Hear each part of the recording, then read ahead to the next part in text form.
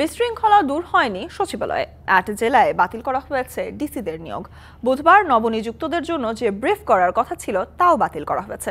এমন পরিস্থিতিতে জনপ্রশাসন সচিব স্বীকার করেছেন ভুল তথ্যের ভিত্তিতে জেলা প্রশাসক নিয়োগ হয়েছে। আর মঙ্গলবারের বিশৃঙ্খলা খতিয়ে দেখতে গঠন করা হয়েছে কমিটি। 2 দিনে 59 জেলায় ডিসি নিয়োগ দেয় অন্তর্বর্তীকালীন সরকার। নিয়োগের ক্ষেত্রে বঞ্চিত হওয়ার অভিযোগ তুলে গতকাল সচিবালয়ে হট্টগোল ও হাতাহাতিতে জড়িয়ে পড়েন উপসচিব পর্যায়ের বিক্ষুব্ধ কর্মকর্তা। এরই জের ধরে বুধবার সকাল থেকেই থমথমে পরিবেশ বিরাজ করে সচিবালয়ে। পরে জনপ্রশাসন মন্ত্রণালয়ের সিনিয়র সচিব মোহাম্মদ মোখলেসুর রহমান ভুল তথ্যে ডিসি নিয়োগের কথা স্বীকার করেন। জানান, সচিবালয়ে বিশৃঙ্খলা তদন্তে কমিটি গঠন করা হয়েছে। 1 পারসন কমিটি, আমরা বলি 1 সদস্য বিশিষ্ট একটা কমিটি করেছে, headed by senior secretary, ministry of health and family welfare.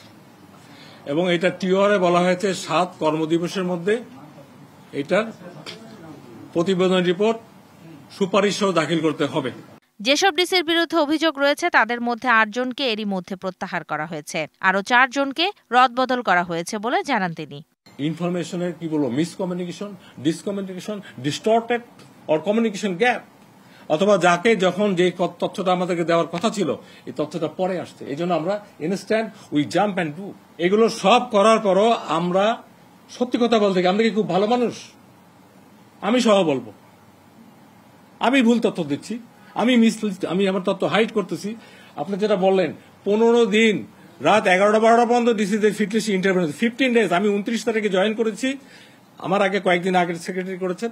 15 ডেজে আমরা এটা কাজ করেছি। যেই 8 জেলায় ডিসি প্রত্যাহার হয়েছে 3 দিনের মধ্যে সেখানে নিয়োগ হবে। আর বিভিন্ন মন্ত্রণালয়ে খালি হওয়া সচিব পদ পূরণ হবে শিগগিরই।